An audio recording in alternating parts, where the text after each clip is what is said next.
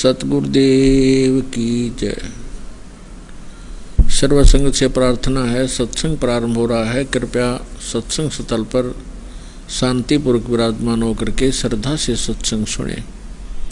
परमेश्वर की प्यारी आत्माओं से पुनर्निवेदन है, सत्संग प्रारंभ हो रहा है। कृपया सत्संग स्थल पर शांतिपूर्वक विराजमान होकर के श्रद्धा से सत्संग सुने। सत सोही।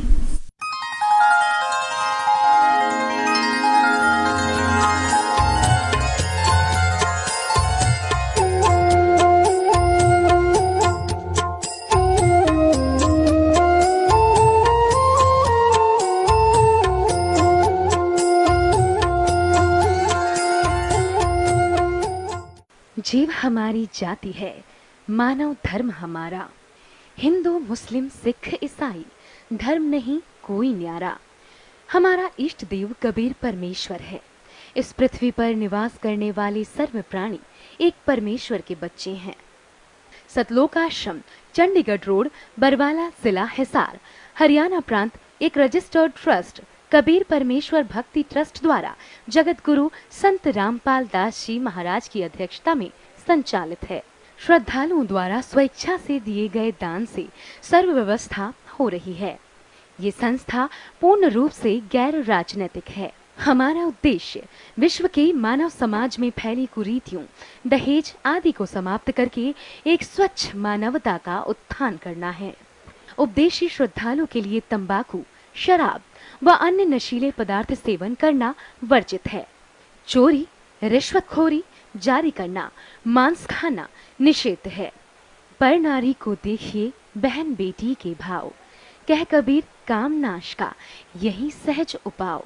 सत साहिब, हम एक ऐसा मानव समाज तैयार कर रहे हैं जो किसी भी क्षेत्र में राजनीति, न्यायपालिका, डॉक्टरी, इंजीनियरिंग या प्रशासनिक जैसे आईपीएस या आईएएस या शिक्षा में तथा अन्य किसी भी पद पर या सामान्य समाज में रहकर ईमानदारी से कार्य करके सबको न्याय दिलाएगा। छोटा बड़ा, अमीर गरीब की खाई को मिटाएगा। आध्यात्मिक तत्वज्ञान के आधार से भारत विश्व का एक महान राष्ट्र होगा। अन्य सर्व राष्ट्र भारतवर्ष का अनुसरण करेंगे। सत साहिब, उपदेश लेने वालों को निःशुल्क दीक्षा दी जाती है। खाने, ठहरने तथा बिस्तर आदि की निःशुल्क व्यवस्था है। समय समय पर रक्तदान शिविरों का आयोजन किया जाता है। निर्धन गरीब बच्चों को पढ़ाई का व खाने तथा वस्त्रों का खर्च ट्रस्ट द्वारा वहन किया जाता है। विधवा बहनों, वृद्धों तथा अनाथ बच्चों को आश्रय दिया जाता है। सतलोक आश्रम में सर्व धर्मों के व्यक्ति दीक्षा प्राप्त करते हैं। सत साहिब, सतलोक आश्रम 12 एकड़ जमीन में निर्मित है। इसमें लगभग 1 लाख श्रद्धालु बैठकर सत्संग सुन सकते हैं। भोजनालय में 5000 श्रद्धालु एक साथ बैठकर भोजन प्राप्त करते हैं। चपाती बनाने वाली मशीनों का प्रयोग चपाती बनाने के लिए होता है। एक मशीन 1 घंटे में 6000 चपाती बना देती है। जूता घर में 1 लाख श्रद्धालुओं के जूते जमा करने की क्षमता है। सत साहिब, महीने में 2 बार 3-3 दिन का सत्संग होता है। बरवाला बस स्टैंड तथा रेलवे स्टेशन बरवाला तथा जिंद से श्रद्धालुओं के लिए आश्रम की ओर से निःशुल्क लाने ले जाने की व्यवस्था है। सत्संग के दौरान तथा अन्य समय में आश्रम में आने वाले श्रद्धालुओं के लिए अनुभवी चिकित्सकों की सेवा प्राप्त की जाती है। औषधि का व्यय कबीर परमेश्वर भक्ति ट्रस्ट सतलोक आश्रम बरवाला वहन करता है। सत साहिब, सतलोक आश्रम बरवाला में प्रत्येक सत्संग में लगभग 4 क्विंटल देसी घी का हवन ज्योति यज्ञ के द्वारा किया जाता है। ऋग्वेद मंडल 9 सूक्त 86 मंत्र 10 में ज्योति यज्ञ का प्रावधान है। संत रामपाल दास जी से शास्त्रानुकूल भक्ति विधि से दीक्षित श्रद्धालुओं को भौतिक तथा आध्यात्मिक लाभ प्राप्त होते हैं। जैसा कि ऋग्वेद मंडल 10 सूक्त 161 मंत्र 2 में प्रमाण है कि परमात्मा असाध्य रोग को नाश करके स्वस्थ कर देता है। यदि रोगी मृत्यु को प्राप्त हो चुका हो तो भी परमेश्वर सत्य साधना करने वाले साधक को पुनः जीवित करके 100 वर्ष की आयु प्रदान कर देता है। ये सर्व लाभ सतलोक आश्रम बरवाला में दीक्षा प्राप्त करके मर्यादा में रहकर भक्ति करने वाले भक्तों को प्राप्त होते हैं। सत कबीर दुआरे तेरे पर एक दास भिखारी आया है। सत कबीर दुआरे तेरे पर एक दास भिखारी आया।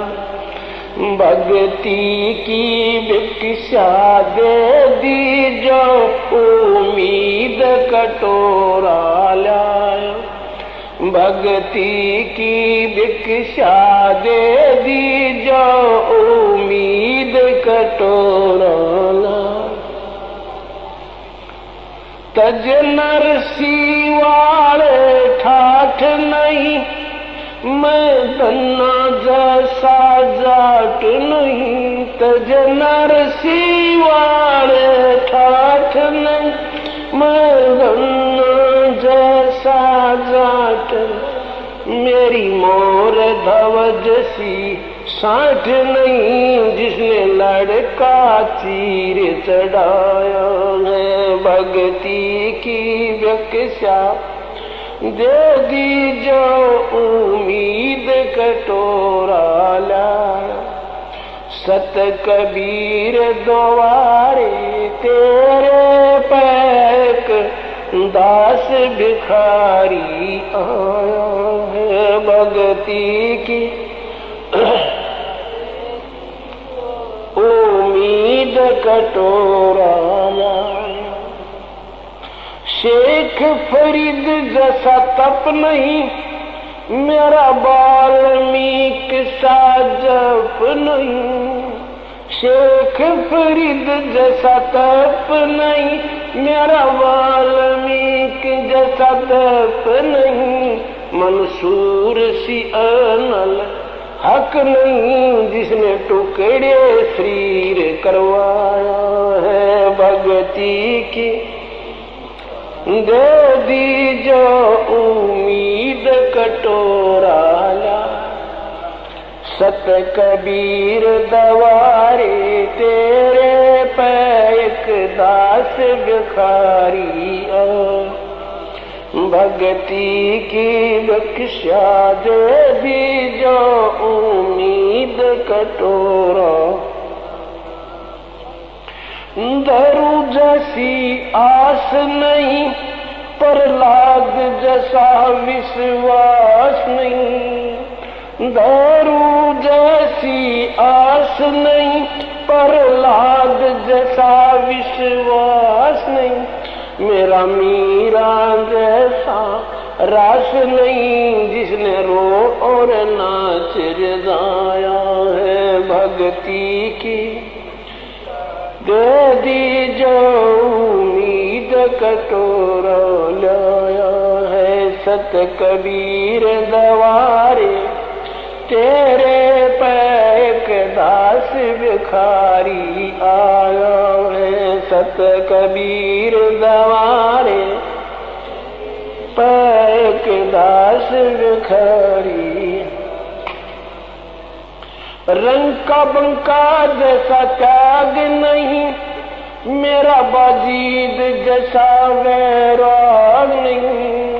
रंग का बंका जैसा त्याग नहीं, मेरा बाजीद जैसा वैराग नहीं। मेरा कर्मा जैसा भाग नहीं, जिसका आन खींचड़ा खाया है। भक्ति की भिक्षा दे दी जो उम्मीद कटोरा ला। सत कबीर दवारे तेरे पैक। विदुर विदुरानी जैसा सम्मान नहीं, मैं सम्मन जैसा यजमान नहीं। विदुर विदुरानी जैसा सम्मान नहीं, मैं सम्मन जैसा यजमान नहीं। और सेव जो कुर्बान नहीं, जिसने शीश तो लेख लाया है, भक्ति की भिक्षा दे दी जो उम्मीद कटोरा। सत कबीर दवारे तेरे पैक,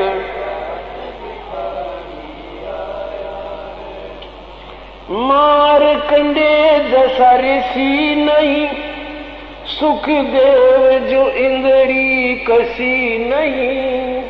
मारकंडे जैसा ऋषि नहीं, सुखदेव जो इंद्री कसी नहीं। ये माया भी मन में बसी नहीं, जब से ज्ञान तेरा समाया है। भक्ति की दे दी जो उम्मीद कटोरा।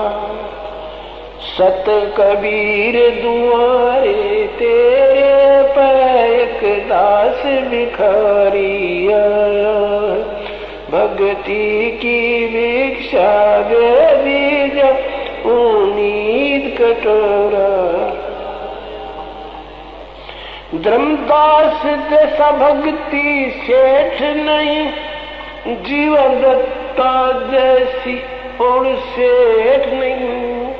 धर्मदास सा भक्ति सेठ नहीं, जीवन दत्ता जैसी और सेठ नहीं। मेरा पिपा जैसा डेठ नहीं, जिसने दरिया बीच बुलाया है। भक्ति की भिक्षा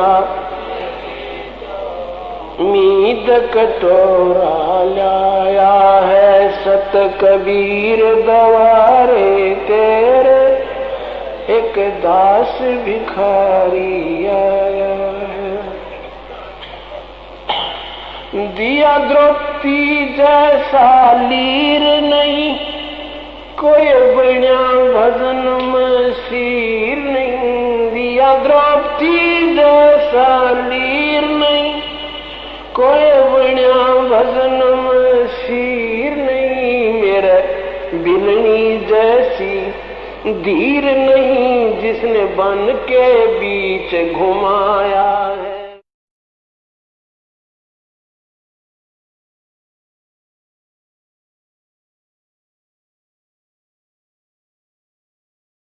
सतगुरुदेव की जय। बंदी छोड़ कबीर परमेश्वर जी की जय। बंदी छोड़ गरीबदास जी महाराज जी की जय। स्वामी रामदेवानंद जी गुरु महाराज जी की जय हो। गरीब नमो नमो सतपुरुष को नमस्कार, गुरु की नहीं सुर नर मुनि जन साधुआ संतों सर्वस्ती नहीं। सतगुरु साहिब संत सब डंडो तुम प्रणाम, आगे पीछे मध हुए तिनको जा कुर्बान।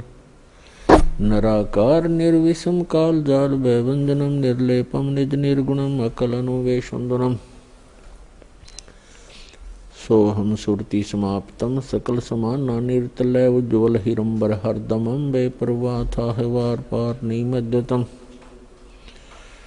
गरीब जो सुमरे सिद्ध होई गणनायक गलताना करो अनुग्रह सोई पारस्पद परवाना। आदि गणेश मनाऊं गणनायक देवन देवा, चरण कमल लोलाऊं आदंत करूं सेवा। परम शक्ति संगीतम रित सिद्धाता सोई, अवगत गुणे अतीतम सतपुरुष निर्मोही। जगदम्बा जगदीशम मंगल रूप मुरारी, तन मन अर्पों शीशम भक्ति मुक्ति भंडारी। सुर नर मुनि जन ध्यावे ब्रह्मा विष्णु महेशा, शेष सुगावे पूज्य आद गणेशा। इंद्र कुबेर सरीखा वरुण धर्म राय ध्यावे, समरस जीवन जी का मन इच्छा फल पावे। 33 कोटि अधारा जावे 88 उतरे बौदल पारा, कट है यम की फांसी। 33 कोटि अधारा जावे 88 उतरे बौदल पारा, कट है यम की फांसी। कर जोरूं विनती करूं धरूं चरण पर शीश,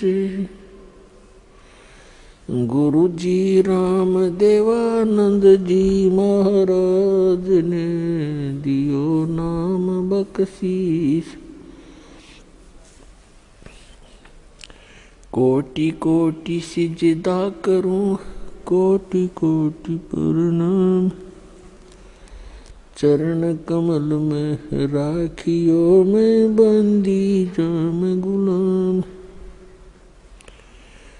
कुत्ता हूँ गुरुदेव का रामपाल दास का नाम। गले प्रेम की जेवड़ी जाखें चोवा जाऊं। तो करो तो हो बावड़ू दूर दूर करो तो जाऊं। जो राखो तो ही रहूं जो देवो सो खाऊं। जय इब कै सतगुरु मिले सब दुख आँखों रो। चरणों ऊपर शीस धरूं कहूँ झुकनी हो। कबीर साईं मिलेंगे पूछेंगे कुशलोत। आदि अंत की सब कहूँ अपने दिल की बात। गुरु जी तुम ना भूलियो चाहे लाख लोग मिल जाएं। हम जैसे तुमको बहुत हैं तुमसे हमको नहीं। परमपिता परमात्मा पूर्ण ब्रह्म सारी सृष्टि के रचनहार कबीर परमेश्वर जी की असीम रजा से आप सभी पुण्यात्माएं सत्संग श्रवण करने के लिए उपस्थित हुए। धन्य है आपके माता पिता जिनसे जन्म हुआ और धन्य है आपका जन्म जो ऐसे समय में आपको मानव शरीर मिला। मानव शरीर प्राप्त करके प्राणी क्या करता है, उसे करना क्या चाहिए, मनुष्य जीवन का मूल उद्देश्य क्या है, इसका ज्ञान सत्संग से होता है। बहुत ही पुण्यकर्मी प्राणी को मानव शरीर प्राप्त होता है। उससे भी पुण्यकर्मी प्राणी वो है जिसके अंदर सत्संग परमात्मा की चाह है, प्रेरणा है, जिस कारण से वो कहीं ना कहीं भटक रहा है, कोई ना कोई भक्ति विधि अपनाए हुए है। और उन सब से उत्तम वो प्राणी है जिसके अंदर भक्ति की प्रेरणा है और उसको सतगुरु मिल जाता है मानव शरीर के अंदर। तो पुण्यात्मा आप उन पुण्यकर्मी प्राणियों में से हो। उन best, good, better, best 3 quality होती हैं।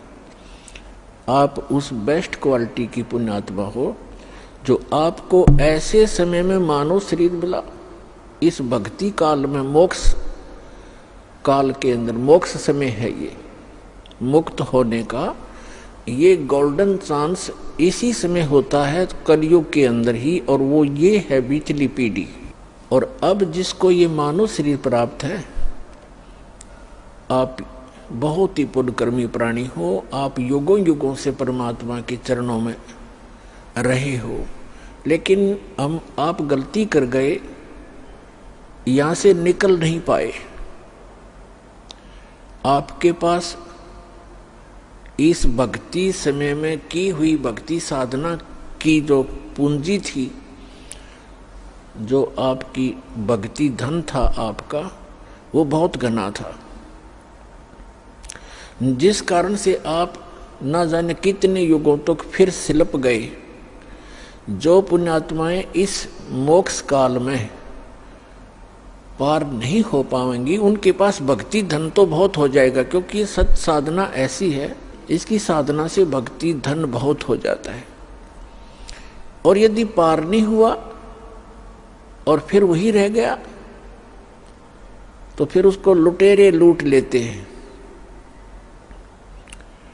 ये काल एक लुटेरा है जिसके लोक में आप रह रहे हो। ये एक नंबर का ठग है, बंटवारा कहा है संतों ने इसको, जो सुनियोजित तरीके से आपके भक्ति धन का नाश करवाता है। तो उससे बचने के लिए आप जी ने अब बड़ी सावधानी बरतनी है और सतलोक चलना है, अपना पीछा छुटवाना है।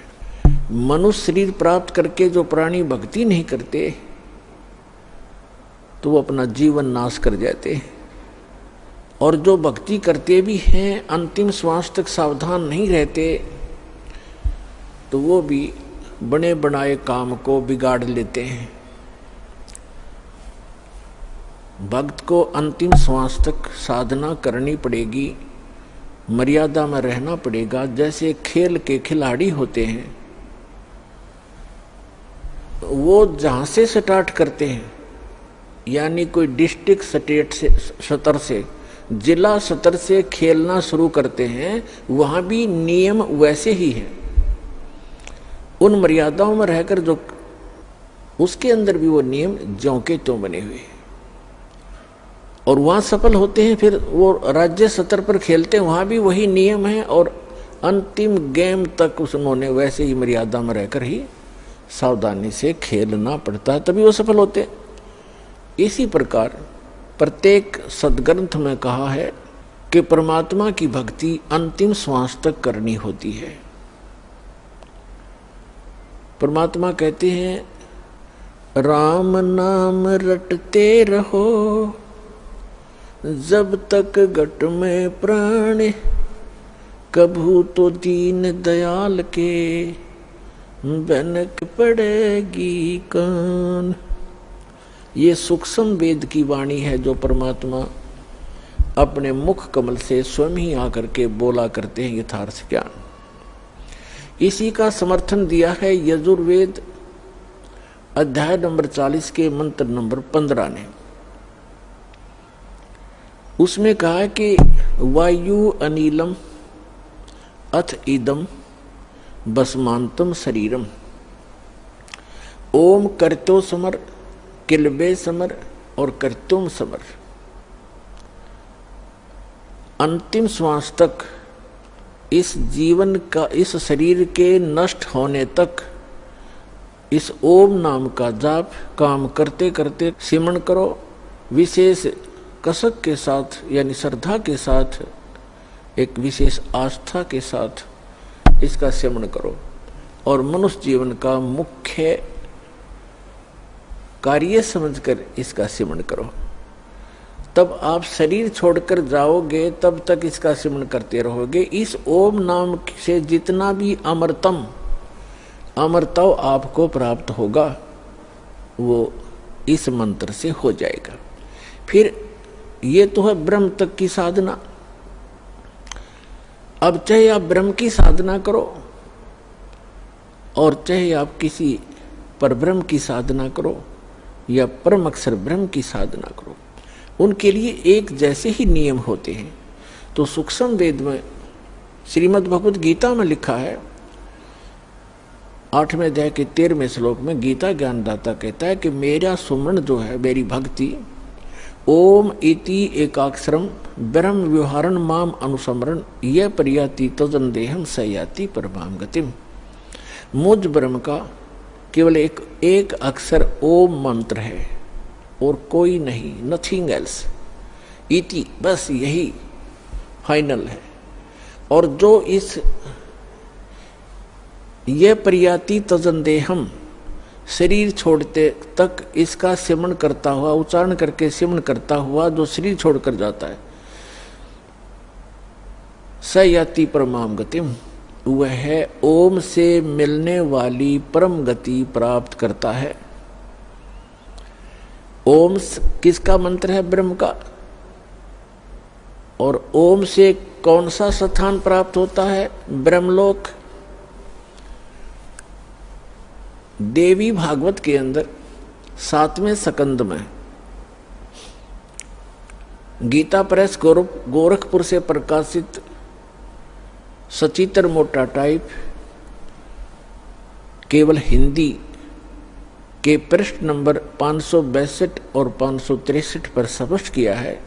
देवी हिमालय जी को कह रही हैं कि सभी पूजाएं त्याग दे, अन्य किसी देव में आस्था मत कर राजन, केवल एक ब्रह्म की साधना कर, ओम उसका नाम जाप है, ओम का सिमरण कर और ब्रह्म पाने का उद्देश्य कर, इससे तेरा कल्याण हो जाएगा, तू उसको प्राप्त हो जाएगा ब्रह्म को। और वो ब्रह्म, वह ब्रह्म ब्रह्मलोक रूपी दिव्य आकाश में रहता है, यानी वो ब्रह्मलोक में रहता है।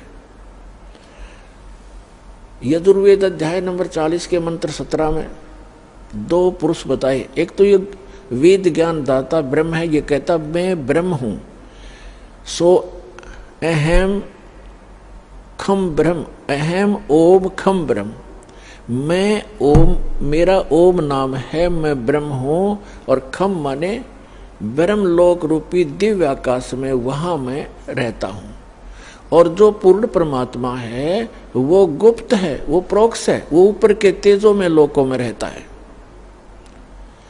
यजुर्वेद अध्याय नंबर 40 के मंत्र नंबर 10 से 13 तक स्पष्ट कर दिया है कि परमात्मा की यथार्थ जानकारी, परमात्मा कैसा है, वो जन्म लेता है नहीं लेता है, साकार है या निराकार है, उसके विषय में तत्वदर्शी संत बताते हैं। धीरा नाम उनसे सुनो, तत्वदर्शी संत वो बताएंगे वास्तविक ज्ञान, उनसे सुनो। और विद्वान और अविद्वान की पहचान भी वो संत बताएंगे। फिर श्री मद भगवत गीता अध्याय नंबर 4 के श्लोक नंबर 32 में वर्णन किया है कि यज्ञों की विस्तृत जानकारी सच्चिदानंद घन ब्रह्म के मुख से बोली हुई अमर वाणी कबीर वाणी के अंदर विस्तार के साथ कहा गया है। वो तत्व ज्ञान है, उसको समझने के बाद प्राणी फिर पूर्ण रूप से सब कर्मों से मुक्त हो जाता है। चौथे अध्याय के 34वें श्लोक में गीता जी में कहा है, उस तत्व ज्ञान को तत्वदर्शी संतों के पास जाकर समझ, वो तत्वदर्शी संत तुझे उस तत्व ज्ञान का उपदेश करेंगे। इसे सदैव के गीता ज्ञान दाता तो उस परम अक्षर ब्रह्म की, उस सच्चिदानंद घन ब्रह्म की जानकारी भी नहीं रखता, उसके पाने की विधि उसके पास नहीं है। उसके लिए परमेश्वर स्वयं आते हैं, अपना अमृत ज्ञान आपके लिए यहाँ भरकर चले जाते हैं अपनी अमृत वाणी में, फिर अपने गवाह बनाते हैं प्रत्येक युग में। अब कलयुग में जो उन्होंने अपने साक्षी बनाए हैं, आदरणीय धर्मदास साहिब जी बांधवगढ़ वाले, उनको परमात्मा मथुरा में मिले, जहाँ पर वो अपने हिंदू धर्म के गुरुओं द्वारा बताई हुई साधनाओं के आधार से तीर्थ यात्रा पर निकला हुआ था। उनको ज्ञान दिया, सच्चाई से परिचित कराया। उसके बाद वो प्यारी आत्मा परमात्मा के चरणों में पड़ के बुरी तरह रोई।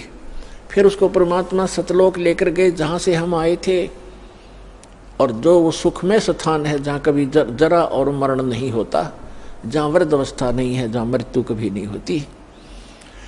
फिर उनको तीसरे दिन वापस छोड़ा तो वो परमात्मा कबीर साहिब के गवाह बने कि परमात्मा कबीर आप ही परमात्मा हो। क्या बताया है कि आज मोए दर्शन दियो जी कबीर, आज मोए दर्शन दियो जी कबीर, अमर लोक से चलकर आए काटन इस काल की जंजीर। अमर लोक से चलकर आए आप सीधे सहसरी जाते हैं। तो पुण्यात्मा उसके पश्चात उन्होंने अपने गवाह बनाए आदरणीय स्वामी रामानंद जी काशी वाले, उनको सचखंड लेकर गए। वो योगी पुरुष अपने आप में योगी पाक रहे थे, चारों वेदों और गीता पुराण आदि के वो ब्रह्मज्ञ ज्ञाता प्रसिद्ध हो रहे थे। जब परमात्मा ने बताया कि स्वामी जी 4 वेद और पुराण 18 ये एक उजड़ जेरा है, तत्व ज्ञान परम साहेब का वो तो ज्ञान उचेरा है।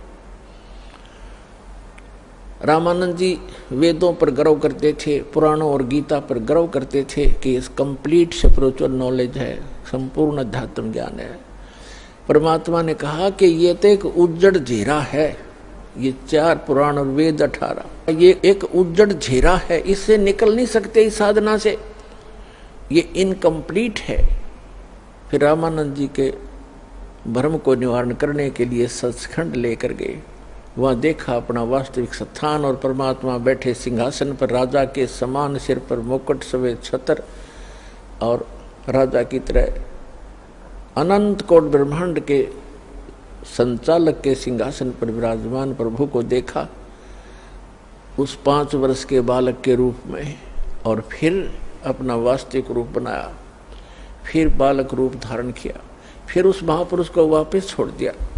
तब स्वामी रामानंद जी ने कहा था कि 2 ठोर है एक तू, 2 ठोर, वहां भी आप हो यहां भी आप हो, 2 ठोर है एक तू भया एक से 2, और गरीबदास हम कारणे आए हो मगजो। तुम साहिब तुम संत हो, तुम सतगुर तुम हंस, गरीबदास आपके रूप बिना और न दूजा अंश। मैं भक्त, पहले तो विद्वान पाक रहे थे, मैं ऋषि को आवे थे स्वामी रामानंद पंडित जी, फिर कहते मैं भक्त मुक्त हुआ, मेरा भरम कर्म भयो नाश, गरीबदास निज ब्रह्म तुम, यानी निज ब्रह्म यानी वास्तविक भगवान आप हो, मुझे हुआ दृढ़ विश्वास। तुम स्वामी मैं बाल बुद्धि, बरम कर्म भयो नाश, गरीबदास निज ब्रह्म तुम हो गया दृढ़ विश्वास। तो पुण्यात्माओं, ये दूसरे गवाह उस कबीर भगवान के। तीसरे आदरणीय मुल्कदास साहिब जी, आदरणीय मुल्कदास साहिब जी को परमात्मा मिले, कहते 100 छल छिद्र मैं करूं अपने जन के काज, और अरण्यक सपू जो मार दो मैं नरसिंह धर लूं साज। एक समय परमेश्वर कबीर जी इस धरातल पर आए हुए थे। जैसे ये क्या करते हैं परमात्मा, कई प्रकार से लीला करते हैं। ये 3 सतिथि में रह कर के अपने सभी ब्रह्मांडों को चलाते हैं, सब जीवों की संभाल करते हैं। एक सतिथि में ये सतलोक में रहते हैं अपने ही अन्य रूप में, और दूसरी सतिथि में वो क्या करते हैं, प्रत्येक युग में एक बालक रूप धारण करके और किसी सरोवर में कमल के फूल के ऊपर आकर विराजमान होते हैं, जिस कारण से वो नारायण कहलाते हैं। नार माने जल, आयन माने उस पर आकर निवास करने वाला, इसलिए सत्यनारायण कहलाते हैं। सत्यनारायण माने अविनाशी परमात्मा। धीरे धीरे बड़े होते हैं, उनको निसंतान दंपत्ति उठा ले जाते हैं, वहाँ लीला में तरीके से बालक की तरह बिल्कुल एक जन साधारण की भूमिका करते हैं। कोई भ्रम में कहता है कि ये कोई कहीं मिला होगा, कोई डाल गया होगा, जैसे भी अटकलबाजी चलती रहती, चलती रहो, सच्चाई कुछ अन्य ही होती है। जिस कारण से वो परमात्मा धीरे धीरे बड़े होते हैं, छोटी ही उम्र में, छोटी आयु में ही बड़े बड़े विद्वानों के छक्के छुड़ा देते हैं आध्यात्म मार्ग में, और विनम्र रहते हैं, एक पूरी मर्यादा निभाते हैं जो एक भक्त संत को मर्यादा में रह के भक्ति करनी चाहिए। तो वो परमात्मा तीसरी सतिथि में वो क्या करते हैं, जब चाहे कहीं भी प्रकट हो जाते हैं और अपनी अच्छी आत्माओं को मिलते हैं, एक जिंदा महात्मा के रूप में, एक साधु संत के रूप में आते हैं। तो कलयुग में जिन भी महापुरुषों को वो तीसरी सतिथि में मिले हैं, उनमें से आदरणीय धर्मदास साहिब जी, आदरणीय मुल्कदास साहिब जी, आदरणीय नानक साहिब जी, आदरणीय दादू साहिब जी, आदरणीय गरीबदास साहिब जी, गांव छुडानी, जिला झज्जर वाले, आदरणीय गीसा दास जी, गांव खेखड़ा, जिला मेरठ, उत्तर प्रदेश वाले। तो इन महापुरुषों को वो परमात्मा जिंदा महात्मा के रूप में मिले हैं, और ये तीसरी प्रकार की सतिथि है।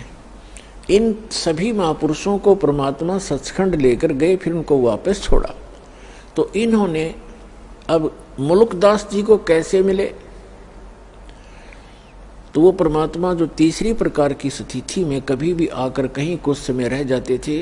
पहले पुराने समय में क्या होता था, हम बहुत बार सुना करते थे कि एक गांव में एक संत आया था और 1 महीना रुका था। उसने अपना कोई नाम गाम नहीं बताया था और बहुत से लोगों को चमत्कार किए थे। वो अचानक फिर गायब हो गए, चले गए थे, पाए नहीं थे। तो ऐसे वो परमात्मा आए हुए थे और मलुक राम नाम था उनका, चौधरी मलुक राम अरोड़ा। एक अच्छे किसान थे, बड़े खेतीहर थे, वो अरोड़ा जाति में थे और गांव के नंबरदार थे। गांव में उनकी बहुत अच्छी खासी जो महिमा थी। परमात्मा के लिए विशेषकर गरीब व्यक्ति ही ज्यादा प्रयत्न किया करते हैं और परमात्मा कहते हैं कि ऊंचे कुल में भक्ति ना होवे, नीचा ही कुल दीजे। और ऊंचे कुल में दुर्योधन रावण और नीचे कुल में गणका, और गणका भिलनी पार उतरगी, गर्व करियो ना धन का। तो गरीब जो होगा या कोई दुख किसी को होगा, वो उसके लिए वरदान होता है। परमात्मा के लिए तड़पते रहते हैं और उस तरफ में वो कहीं ना कहीं परमात्मा उन पर दया कर ही देते हैं। और जो अमीर या अच्छे अधिकारी होते हैं, वो कोई विशेष आत्मा ही होती हैं जो भगवान से जल्दी जुड़ते हैं। अपनी परंपरागत साधनाएं तो वो कितने ही करते रहे क्योंकि उनमें प्रेरणा पिछली है, लेकिन विशेष पुण्यात्माएं जो होती है वो ही सुख में भगवान की शरण में आती हैं क्योंकि उनके पिछले संस्कार ज्यादा अच्छे होते हैं। तो गरीब व्यक्तियों के घर में परमात्मा एक गांव में गए, उनके शिष्य थे। जब वो तीसरी स्थिति में साधु संत रूप में प्रकट थे, तो भक्त परमात्मा जब गुरुजी आते हैं, गुरुजी के सत्कार में समर्पित हो जाते हैं। परमेश्वर एक के घर सत्संग करने गए। अगले दिन शाम ने दूसरे ने प्रार्थना की, भगवान कल हमारे घर करना। सत्संग भी करते थे, वहाँ उनका भोजन पाते थे।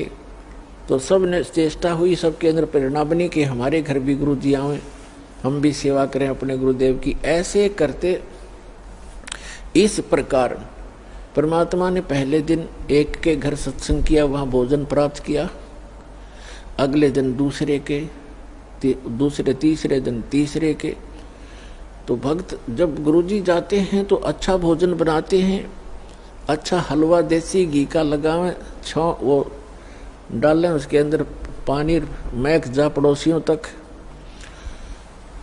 तो एक और परमात्मा के इस यथार्थ ज्ञान का विरोध शुरू से ही रहा है। गांव में विरोधी भी होते हैं क्योंकि परमात्मा तो एक सत साधना बताने की चेष्टा करते हैं। उस समय भ्रमित समाज वो साधनाएं कर रहा होता है जो उनको कोई सुख नहीं दे सकता, और परमात्मा चाहते हैं कि सभी मेरे बच्चे सत्साधना करें और मेरे पास पहुंच जाएं वापस, इनको फिर से वहाँ सुखी कर दूं। तो हम काल के द्वारा भ्रमित अपने ही भगवान के विरोधी बन जाते हैं। कुछ एक पड़ोसियों ने जाकर के उस नंबरदार मुल्क राम चौधरी अरोड़ा जी से कहा, जी गांव में एक ठग आया हुआ है और गरीब व्यक्तियों को लूट रहा है, रो अच्छे माल खाता है, बढ़िया हलवा बनाते हैं, खीर बनाते हैं और चलते समय पूजा लेकर जाता है और ये करेगा बिगाड़। वहाँ रात को सत्संग करते हैं, बहन बेटियां भी जाती हैं और कोई गड़बड़ होगी गांव में, अब देख लो, संभल जाओ, उसको निकाल दो यहाँ से। अब पुण्यात्मा होते हैं, उस मुल्क राम जी के मन में ये आया कि भाई साधु संतों के साथ खसना नहीं चाहिए, प्यार से ही देखूंगा मैं वास्तविकता क्या है, फिर मैं कोई बात करूंगा। तो मुल्कदास जी ने फिर सावधानी बरती, जिधर सत्संग थे उस साइड से गलियों से निकलकर खेतों में जाने लगा।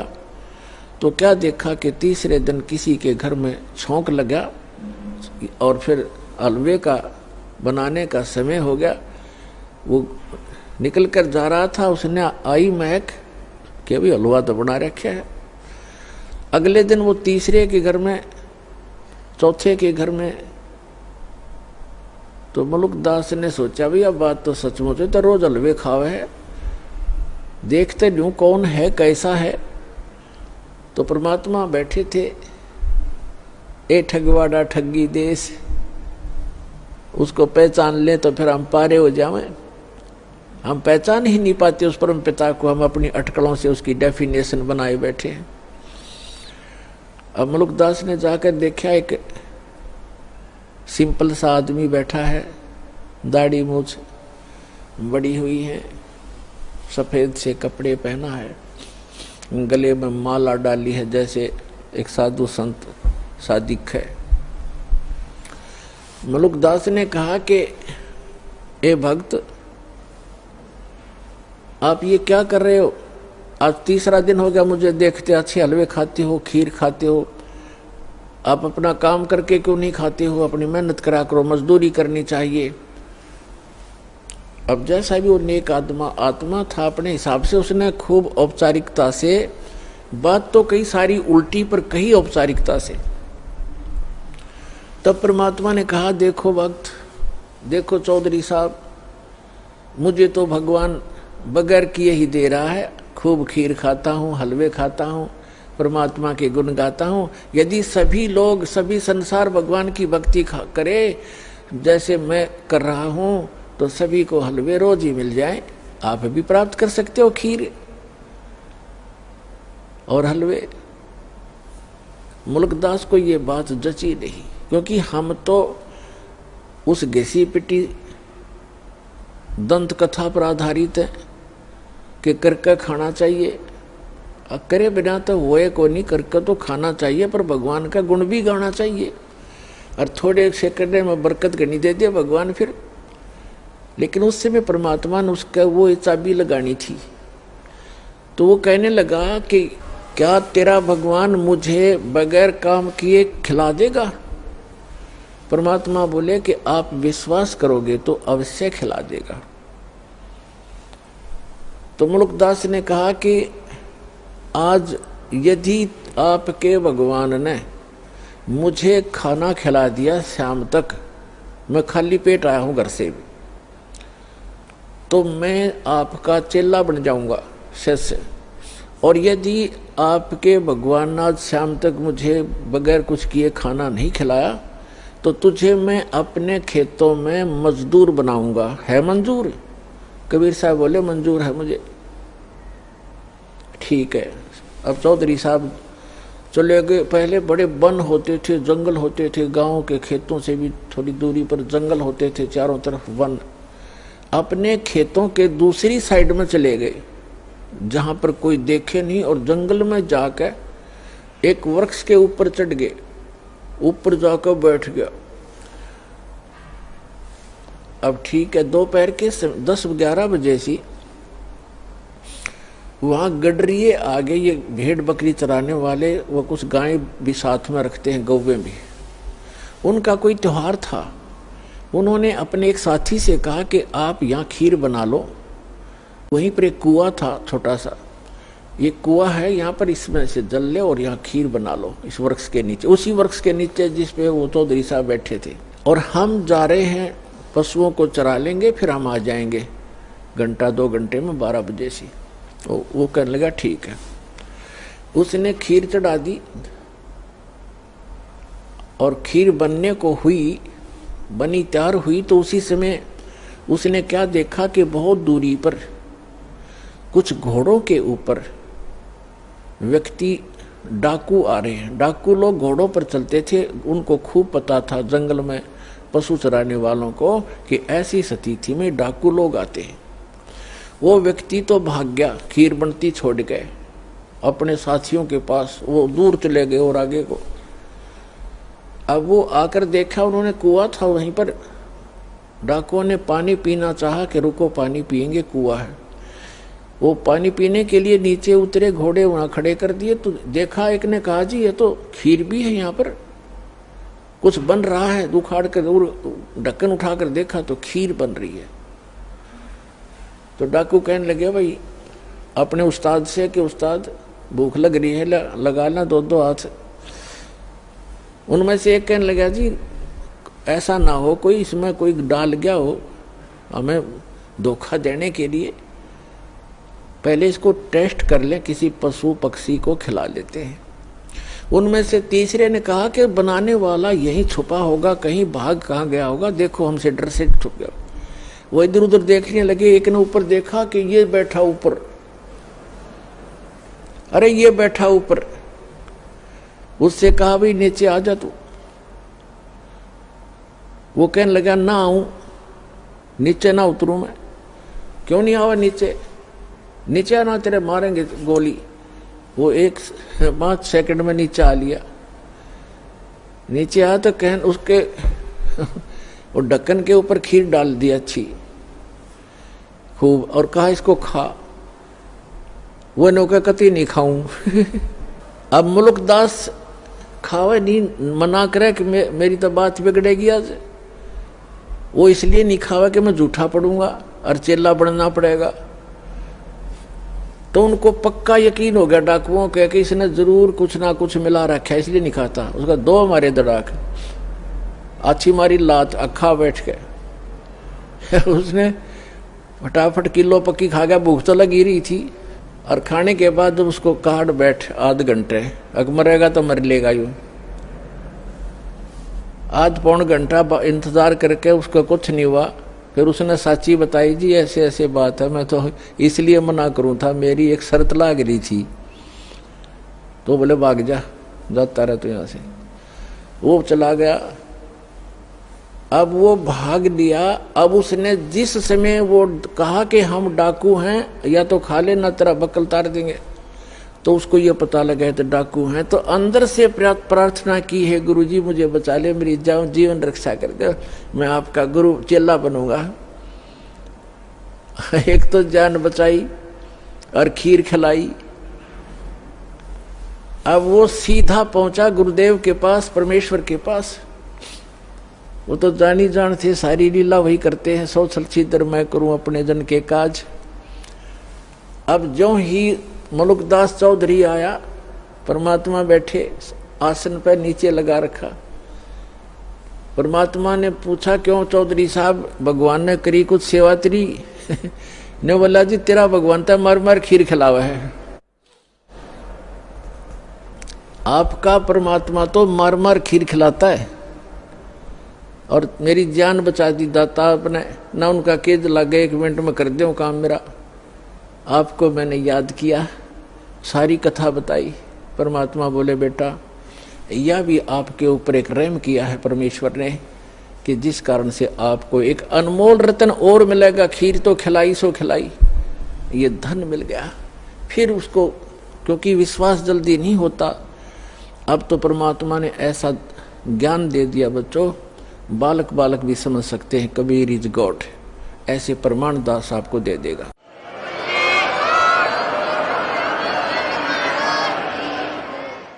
तो इस समय के लिए वो प्रमाण बनाने थे परमात्मा ने। उन बच्चों को अपने को शरण में भी लेना था, उनका भी जन्म मरण का दीर्घ रोग मिटाना था। तो मुल्कदास जी को सचखंड लेकर गए, फिर उनको वापस छोड़ा। उसके बाद मुल्कदास जी कहते हैं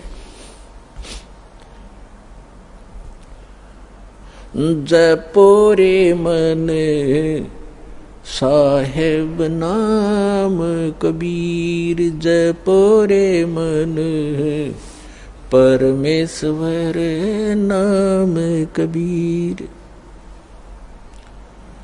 एक समय गुरु बंसी बजाई कालंदरी के तीर, एक समय गुरु बंसी बजाई कालंदरी के तीर। सुर नर मुनि जन थकत बहे वहाँ, रुक गया दरिया नीर। जपरे मन परमेश्वर नाम कबीर। दो दिन का झगड़ा छिड़ गया, तिनक न धरते धीर। दोनों दिन का झगड़ा छिड़ गया, कोई न धरता धीर। कोई गड्ढे कोई अग्न जलावे, ढूंढा ना पायो शरीर। जपोरे मन परमेश्वर नाम कबीर। अमरलोक से सतगुरु आए, काटन यमक जंजीर। अमरलोक से सतगुरु आए, काटन काल की जंजीर। दास मलूक सलूक कहत है, खोजो खसम कबीर। जपरे मन परमेश्वर नाम कबीर। जपोरे मन साहेब नाम कबीर। अमलुकदास जी फिर ये कहते हैं कि जपोरे मन, उस परमेश्वर नाम कबीर का नाम जपो, उस परमात्मा ने जो मंत्र दिया उसका जाप करो। एक समय गुरु बंसी बजाई, कालंदरी के तीर। कालंदरी कहते हैं यमुना को। एक समय परमात्मा मथुरा में गए। धर्मदास जी ने कहा, भगवान, वो श्री कृष्ण जी के पुजारी थे। धर्मदास जी ने कहा, भगवान, श्री कृष्ण भगवान थे, यहाँ गव्वें चराया करते थे और ऐसे ऐसे बहुत सी, और जमुना के अंदर नहाया करते थे। वो ऐसी बंसुरी बजाते थे, गव्वें भी खींची आ जाती थी, ग्वाल बाल भी उसको उनके मुख की तरफ देखते रह जाते थे। तो परमात्मा ने कहा, ठीक है बच्चा, क्या बंसुरी बजाने से और गव्वे और ग्वाल बालों के खींचे आने से ही भगवान सिद्ध होता है? नहीं, वो तो भगवान थे, वो तो भगवान थे, लाला जी था ना। अब परमात्मा ने सोचा भी इस बोले भगत को कैसे समझाऊं, कौन से तरीके अपनाऊं, क्योंकि प्रमाण बिना जीव बहुत देर से मानता है। तो परमात्मा ने कहा, भी वो जमुना कहा कि जी इधर थोड़ी सी दूरी पर है, वहां चलते हैं। अब परमात्मा ने ऐसे हाथ किया, एक बंसुरी आ गई अपने आप, ये बंसुरी बजाते हैं। और परमात्मा ने जब सुर भरा बंसुरी का, पूरे ब्रह्मांडों में गूंज गई। ऊपर से देवता लोग आकर भी चारों तरफ आकाश में सामने सुनने के लिए अपने अपने वाहनों पर खड़े हो गए। धर्मदास जी देखने लगे कि स्वप्न है या क्या है। फिर क्या देखते हैं कि जमुना नदी का जो जल बह रहा था प्रवाह, वो भी रुक गया उस मालिक की, उस बंसुरी की धुन सुनने के लिए। धर्मदास हक्का बक्का रह गया और चरणों में गिर गया। तो पुण्यात्मा मुल्कदास जी उस चीज का वर्णन करते हैं, एक समय गुरु बंसी बजाई, कालंदरी के तीर।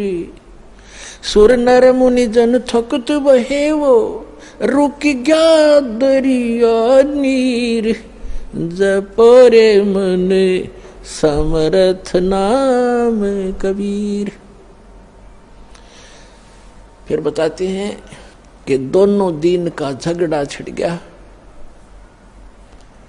और तनिक न धरते धीर। कोई गड्ढे कोई अग्न जलावे और ढूंढा ना पाया शरीर। परमात्मा सह शरीर आए थे, तो आपको बहुत बार दास ने प्रकरण सुनाए हैं, बताए हैं। अब वो गए कैसे थे यहां से? सह शरीर आते हैं, सह शरीर जाते हैं। जब परमात्मा बनारस में आए हुए थे, अपनी दूसरे प्रकार की लीला करने के लिए एक बालक रूप में प्रकट हुए थे। नीरू नीमा नाम के निसंतान दंपत्ति उनको उठा ले गए थे। जुलाहा थे, वो मुसलमान जुलाहा थे। वो पहले उसी जन्म के अंदर ब्राह्मण थे, लेकिन मुसलमानों ने उनको मुसलमान बना दिया था, नाम भी चेंज कर दिया था। और कोई साधन ना होने से वो जुल्हा का कार्य करने लगे, जिस कारण से 20-30 वर्ष करते रहे। जुल्हा नाम पक गया तो धीरे धीरे बड़े हुए थे। तो वहाँ काशी के अंदर गढ़ था हिंदू धर्म के धर्म प्रचारकों का, और वहीं से सब शिक्षा दूसरे पूरे देश में जाती थी। तो परमात्मा ने उस गढ़ को ही तोड़ना चाहा था, किसी प्रकार इनकी अकल ठिकाने ला दूं, इन ब्राह्मण गुरु मंडलेश्वराचार्य और शंकराचार्यों की, फिर मेरे बच्चे आपस समझ जाएंगे। ये भी तो मेरे ही बच्चे हैं, परमात्मा कहते थे, कबीर जी कहते थे। ये कालवश भ्रमित हैं, मायावश इनकी आंखें बंद हो गई हैं। लेकिन वो तो नहीं माने, फिर भी उनकी जो दंत कथाएं थी उनको परमात्मा ने खंडित किया।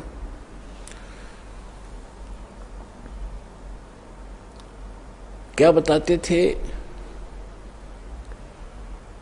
जैसे हिंदू धर्म के धर्म गुरु ये कहा करते थे कि जो बनारस में मरता है, जिसकी मृत्यु काशी में होती है, वो सीधा स्वर्ग जाता है।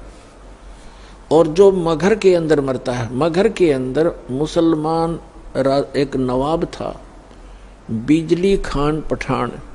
बिजली खां पठान एक नवाब था, उसका राज्य था। तो वहाँ जो मगहर स्थान था उसके बारे में उन्होंने ये बता रखा था, हिंदू धर्म के धर्म गुरुओं ने, कि वो पृथ्वी वहाँ का जो अक्षेत्र है, भगवान शिव ने श्राप दे रखा है, वहाँ जो मरेगा वो नरक जाएगा। और एक वहाँ नदी बहती थी, आमी नाम है उस नदी का, वो दरिया बहती थी, उसको भी भगवान शिव ने शापित कर दिया था, वह सूख गई थी। इसलिए ब्राह्मण लोग कहा करते थे, मगहर में कोई ना मरना, वो पृथ्वी सूची नहीं है, शुद्ध नहीं है। तो जिस कारण से हिंदू धर्म के जो रिच लोग थे, धनी व्यक्ति थे, उनने अपने माता पिताओं को वृद्ध अवस्था जब उनकी हो जाती थी तो बनारस में रखना शुरू कर दिया, किराए पर कोई कमरे धर्मशाला लेकर के। इस कारण से कि हमारे माता पिता की मृत्यु यदि बनारस में हो जाएगी, काशी में हो जाएगी, तो स्वर्ग चले जाएंगे। परमात्मा कबीर जी कहा करते थे, भाई भूमि भरोसे डूब हैं, कल्पत हैं 2 दिन, और पूर्ण ब्रह्म सबके गुरु कबीर भगवान, मगर भये लौलीन।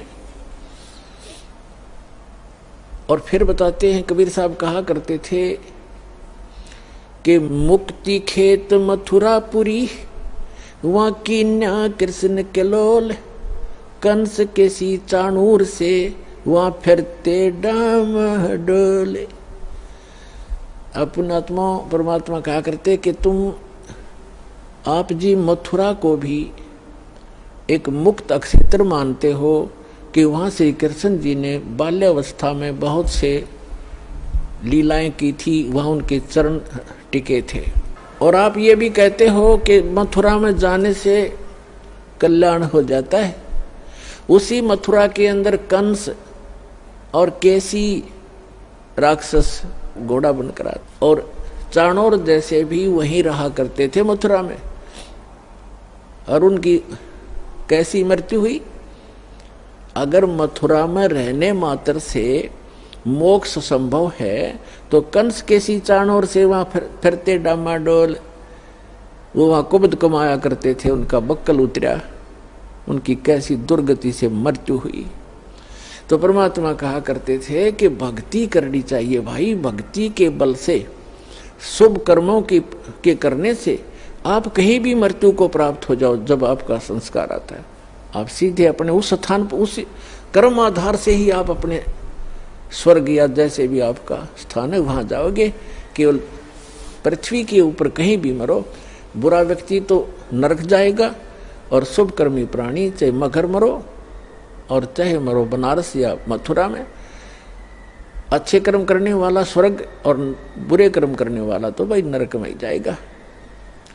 लेकिन ब्राह्मण लोग नहीं मानते थे, तो धर्म गुरुओं ने इतनी अफवाह फैला दी, ऐसी महिमा दंत कथा फैला दी कि जो काशी में मरेगा वो मोक्ष हो जाता है।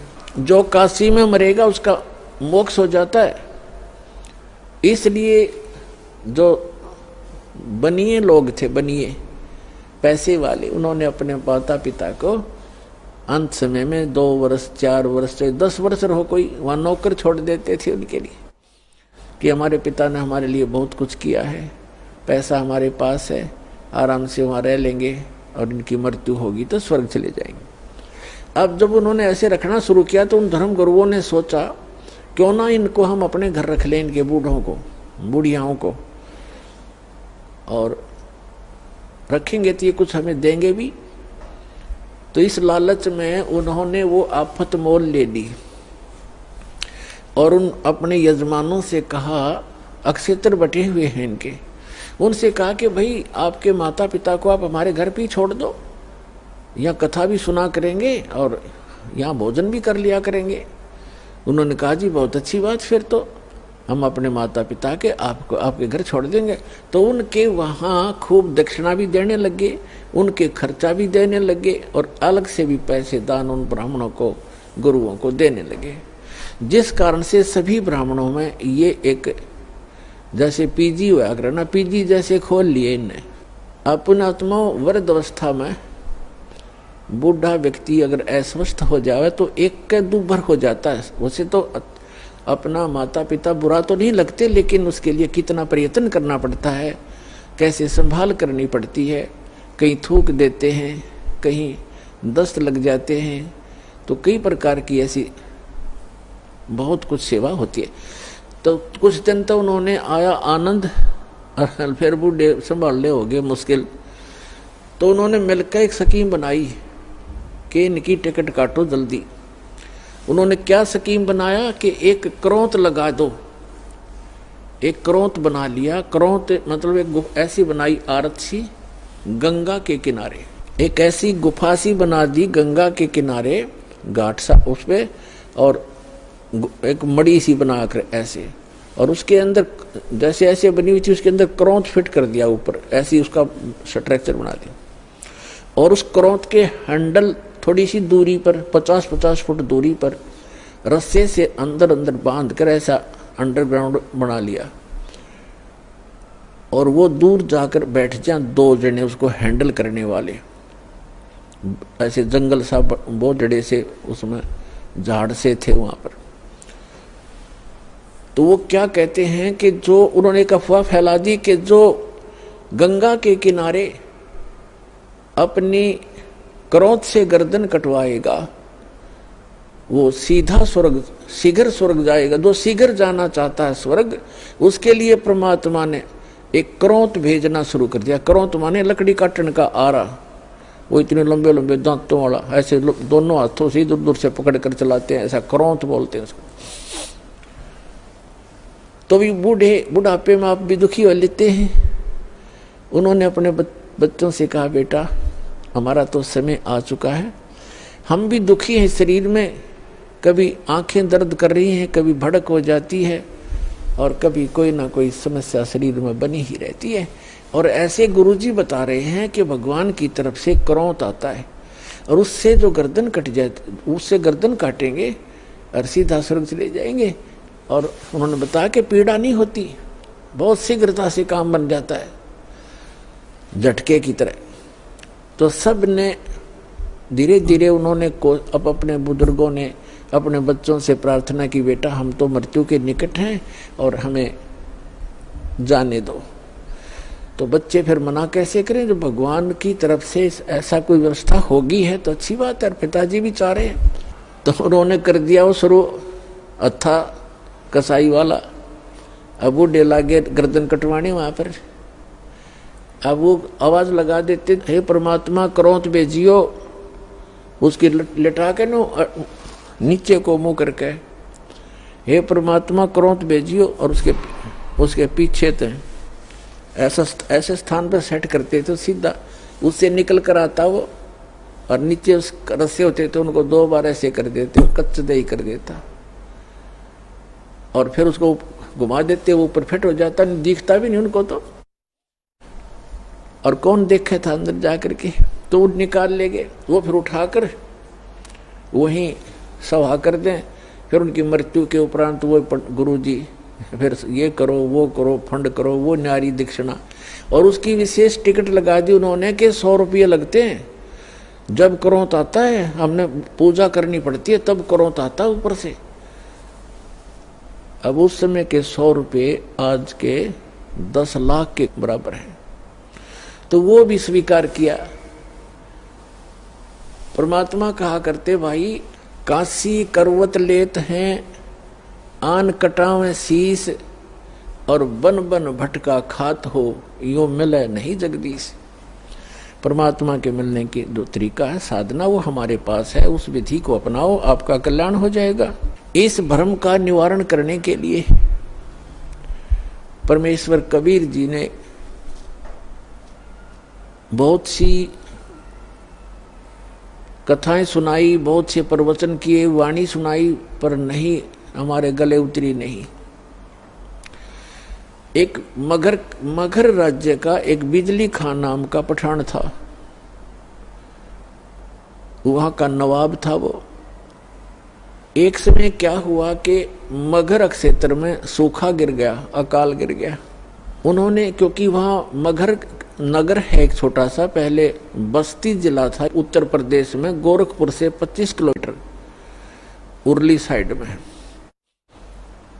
बस्ती की तरफ आती है। अब उसके नाम ही संत कबीर नगर जिला रख दिया गया है। एक छोटा सा नगर है, मगहर नगर है छोटा सा, जैसे बरवाले से भी छोटा। तो वहां सूखा गिर गया। उसमें हिंदू भी इतने ही हैं, मुसलमान भी बराबर की, दोनों आधी आधी आबादी है उनकी संख्या। तो सभी हिंदुओं ने अपने गुरुओं, ब्राह्मणों और सभी संतों और ये पत्रा वत्रा देखने वाले, इन सब से, भविष्य वक्ताओं से भी पूछ लिया।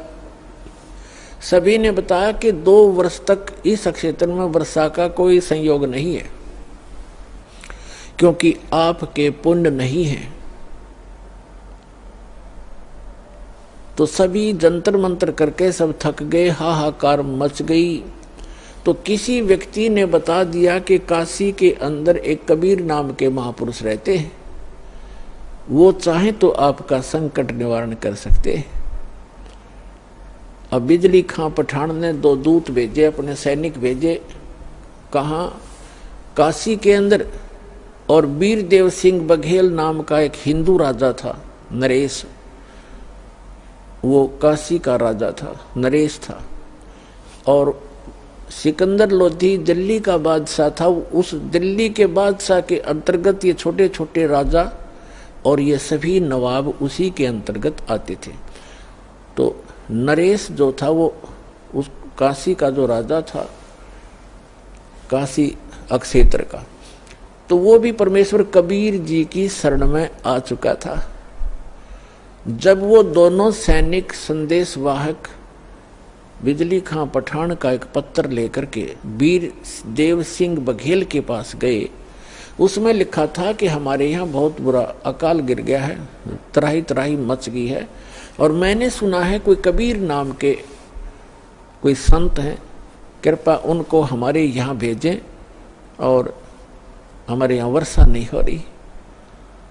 तो बिजली खां पठान ने पत्र लिखा, नरेश वीर देव सिंह बघेल ने पत्र लिखा, और उसमें कहा कि बिजली खां, इतने बड़े संकट से जूझ रहे हो और संत को बाई ऑर्डर बुला रहे हो, अगर वो आ भी जाएंगे तो कोई लाभ नहीं होगा, आप आओ। अगर वो रजा नहीं बख्शेंगे बाई ऑर्डर बुलाए हुए, आप स्वयं आओ। राजा प्रजा का पिता होता है, उसके दुख से खुद भी दुखी होना चाहिए। आप आइए और स्वयं प्रार्थना कीजिए, अगर वो खुश होकर जाएंगे तो तुम्हारा काम बनेगा। बाकी संत परम है, ये भगवान आए हैं, ये अल्लाह उतरे हैं। और उनको मौखिक भी समझा दिया दोनों सैनिकों को कि जाके आपके राजा को ऐसे, नवाब को ऐसे बोल दो। उन्होंने आकर के बताया, जी ऐसे ऐसे बात है। बिजली खां पठान सैकड़ों की संख्या में अंगरक्षक वो साथ लेकर के चला और वहां पहुंचा। कबीर परमेश्वर की कुटिया के पास दोनों वो नवाब भी और नरेश भी, और नरेश वीर सिंह बघेल तो उनका शिष्य था, दंडवत प्रणाम किया। अब जो बिजली खान पठान था, इनका एक विधान है कि हम शीश नहीं झुकाया करते अल्लाह के सिवा। वो खड़ा रहा, फिर भी मालिक तो अपने बच्चों को शरण में लेने के लिए सोशल सीदर करते हैं। अब क्या हुआ, फिर उन्हें बताया भी कैसे आना हुआ। परमात्मा ने पूछा कि ये कैसे आई दो दो नवाब गरीब की झोंपड़ी पर। वीर सिंह ने कहा बिजली खां सुना दे अपनी दास्तां। तो बिजली खां पठान ने कहा भगवान बहुत तराही तराही हो रही है महाराज, सूखा पड़ गया है, आप रजा बख्शो। परमात्मा बोले भाई चलो, जैसी मेरी भगवान सुनेगा मैं भी अपनी अर्ज करूंगा। अगर ऐसा कोई दुख है तो मैं अवश्य चलूंगा और अर्ज करूंगा, भगवान ने सुन ली तो। उस परमात्मा ने कहा बेटा भक्ति कर ले।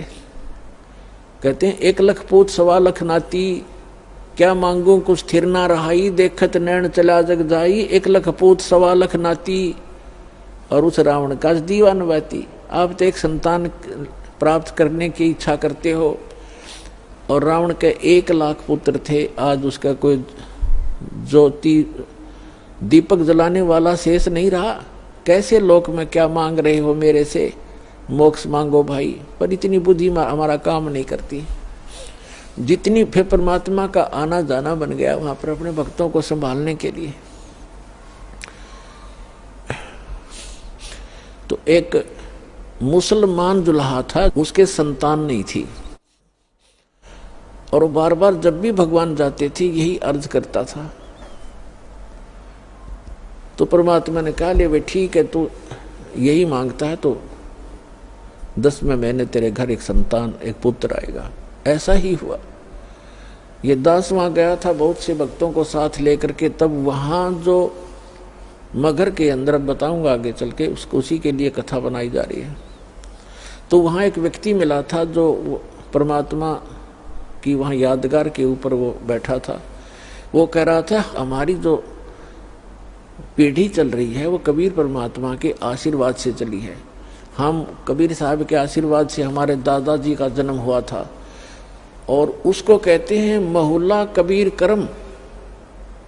मगर के अंदर एक महुल्ला कबीर करम नाम का है। कबीर करम माने कबीर जी के रहम, कबीर जी के रहम से बसा हुआ एक महुल्ला, उसको कहते हैं मोहल्ला कबीर करम। तो कह रहा था हमारा मोहल्ला कबीर करम नाम से जाना जाता है, और हम उन्हीं के आशीर्वाद से हमारा आदुवंश चला हुआ है। तो पुण्यात्माओं, इस एक कथा से आपको कितना पता चला कि मासा घटे ना तिल बधे, वेद ना लिखे जो लेख, और सच्चा सतगुरु मेट कर ऊपर मार दे वेख। अब 60-65 वर्ष का वो जुलाहा हो चुका था, 65 से भी ऊपर उम्र होगी थी। उनको संतान दे दी, और 2 वर्ष तक उस अक्षेत्र में अकाल गिरना था, कोई वर्षा नहीं होनी थी। वहाँ वर्षा दी। ये वो समर्थ परमात्मा है जो सतगुरु जो चाहे सो कर ही, 14 कोट दूत जम डर ही, ऊत भूत जम त्रास निवारे, चित्रगुप्त के कागज पाड़े। चित्रगुप्त के कागज धर्मराज के लेख मिटा दूं, परमात्मा कहते हैं लिखे हुए को काट कर धर दूंगा और अपना लिख दूंगा उसके ऊपर। वो करके दिखा जाता ने। तो बिजली खां पठान और वहाँ हिंदू और मुसलमान सभी परमात्मा कबीर जी के शिष्य बन गए। काफी वर्षों तक बड़ी श्रद्धा से लगे रहे। अब एक दिन परमात्मा ने जब सब लोग जाना था, अपना काम पूरा कर लिया था, अमृतवाणी बोल कर धर्मदास जी से लिखवा दी थी, तो उन्होंने कहा भी मैं काशी के पंडितों, आप ये कहते हो कि जो काशी में मरता है वो स्वर्ग जाता है, मगर मरेगा वो गधा बनता है, नरक जाता है। मैं मगर में शरीर त्यागूंगा और अपने सारे जंतर मंत्र ये पोथी पत्रे साथ ले लो और सारे आप अपने नक्षत्र भी नोट कर लियो। इस नक्षत्र में मरने वाला, इस पृथ्वी पे मरने वाला जो तुम अटकलबाजी लगाते हो कहाँ जाएगा। इस बात का सब जगह जोर शोर से प्रचार हो गया। सब में आग की तरह बात फैल गई कि कबीर जी मगर में मरने का दावा करते हैं और देखेंगे भी वहां गधा बनेंगे, स्वर्ग जाएंगे या नरक जाएंगे। वीरदेव सिंह बघेल कबीर परमात्मा के शिष्य थे। उसने भी अपने सैनिक साथ ले लिए और साथ में और भी बहुत गुणे, कोई हजारों की संख्या में दर्शक काशी और आसपास के गांवों के और मगर के आसपास के गांवों के इस बात को सुनकर इकट्ठे हो गए। और परमात्मा का 120 वर्ष की आयु, लीला में आयु थी भगवान कबीर साहब की उस समय 120 वर्ष की आयु में। और बनारस से लेकर मगर लगभग 125 किलोमीटर 150 किलोमीटर का अंतर है। पैदल गए थे और 3 दिन में पहुंचे। अब वहां जाकर के अब बिजली खां पठान को पता चला कि गुरुजी आ रहे हैं। उनकी खातिरदारी के अंदर खूब तैयारी करवा दी सारी। अब जहां पर परमात्मा की यादगार बनी हुई है वहां परमात्मा कबीर जी जाकर खड़े हो गए बैठ के। जिस दिन परमात्मा ने सतलोक जाना था, गमन करना था, सुबह उठकर कहा कि भी बिजली खां पठान मैं स्नान करूंगा। बिजली खां पठान ने कहा जी जल बहुत ला रखा है, कुएं से भरकर ला रखा है। तो परमात्मा ने कहा मैं कुएं के जल से स्नान नहीं करूंगा, मैं तो बहती दरिया में स्नान करूंगा, मैंने शरीर छोड़ना हज। बिजली खां पठान और वहां के सभी जो सेवक थे हिंदू और मुसलमान सब ने करबद्ध होकर कहा भगवान यहाँ पर एक आमी नदी बहा करती थी। अब उसका आमी नदी तो है पर जल नहीं है उसके अंदर, और ये भगवान शिव के श्राप से शापित है, सूख गई है। परमात्मा बोले भाई चलो दिखाओ मुझे कहाँ है वो नदी जहाँ परमात्मा ने वो लीला की थी, सतलोक गमन की, सतलोक जाने की। उससे 400-500 फुट की दूरी पर वो दरिया थी कि आओ महाराज दिखाते हैं। तो परमात्मा वहां पहुंच गए। उस दरिया के किनारे खड़ा होकर के परमात्मा ने कहा, परमात्मा ने ऐसे इशारा कर दिया जैसे चौराहे पर खड़ा हुआ ट्रैफिक का सिपाही कर देता है और सभी गाड़ियां खकाट से भाग लेती हैं। ऐसे परमात्मा ने जिधर से नदी का अपस्ट्रीम था उधर से ऐसे कर दिया खड़ा होकर। क्या देखा कि बहुत सी दूरी पर ऐसी आवाज आई जैसे बम फटता है, और कम से कम 4-5 किलोमीटर की दूरी पर उस दरिया के अंदर से ऐसा फुहारा उठा और वो दरिया भरकर चल पड़ी, फुल किनारे पर तबर गई। बोलो सतगुरुदेव की जय हो।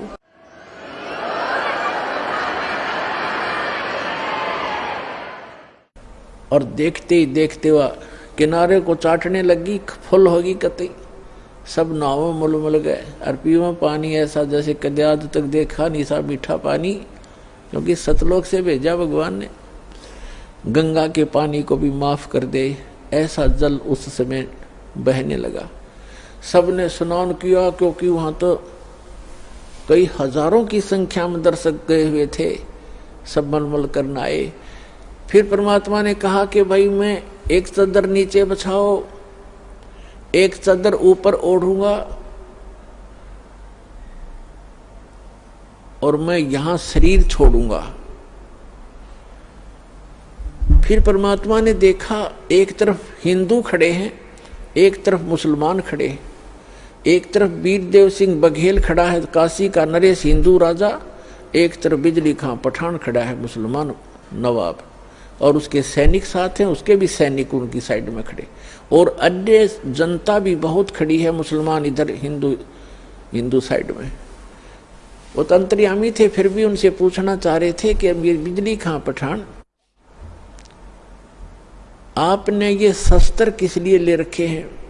वीरदेव सिंह बघेल, आपकी सेना और ये तुम दोनों सेनाओं ने शस्त्र किस लिए लेकर आए हो, मुझे क्या खतरा था। तो वीर सिंह बघेल, बिजली खां पठान, वो तो बोल नहीं सके।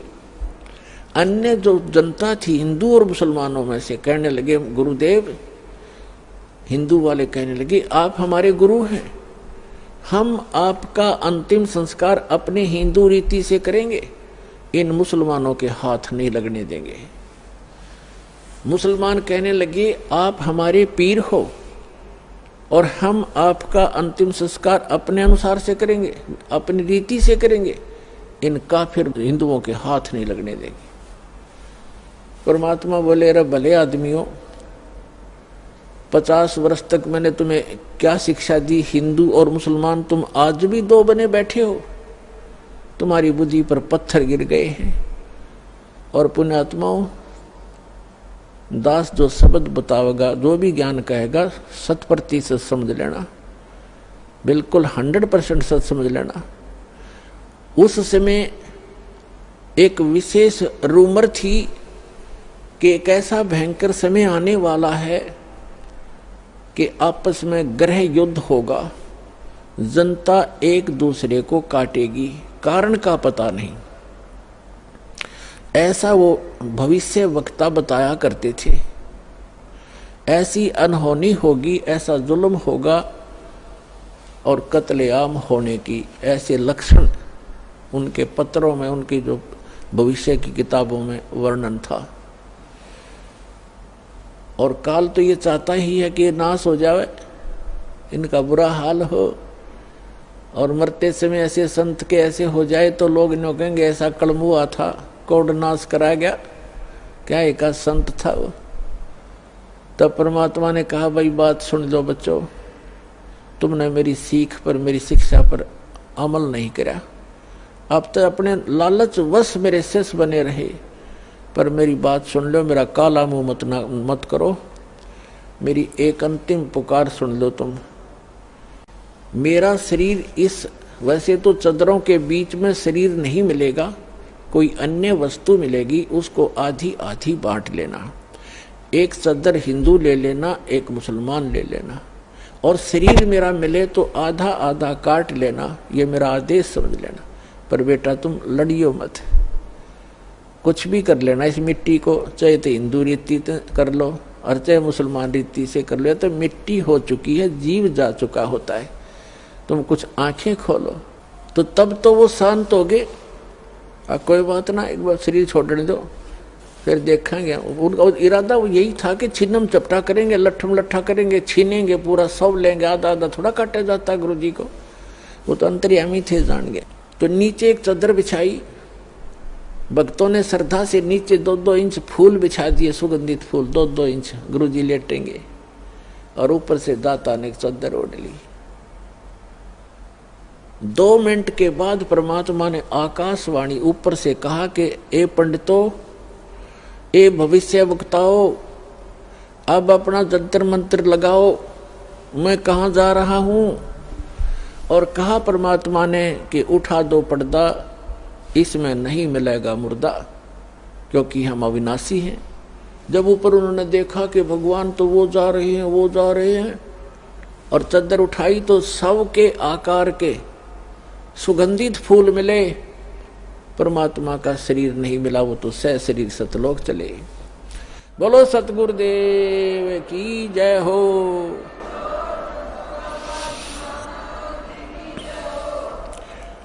उस समय आपस में हिंदू और मुसलमान ऐसे गले से मिलकर रोने लगे जैसे अनाथ हो गए हों और एक अनमोल वस्तु खोजी हो। उनका उस दिन समझ में आई ये भगवान थे, ये एक आम इंसान और संत नहीं थे।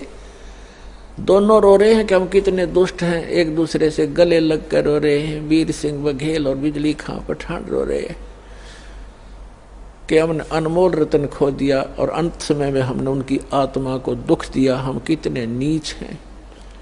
पुणात्माओं, यदि परमात्मा ये रजा ना बख्शते, वहां कत्लेआम हो जाता, गृह युद्ध हो जाता हिंदू और मुसलमानों का। तो ये समर्थ परमात्मा है। समर्थ का शरणाग हो रंग होरी हो, भाई कदे न हो एकाज रोम रंग होरी हो। समर्थ का शरणाग हो, कभी भी कोई बुरा नहीं होगा और नेक नीति से काम करो। तो क्या किया, हिंदुओं ने अपनी एक चद्दर हिंदुओं ने ले ली, एक चद्दर मुसलमानों ने, आधे आधे सुगंधित फूल दोनों ने ले लिए।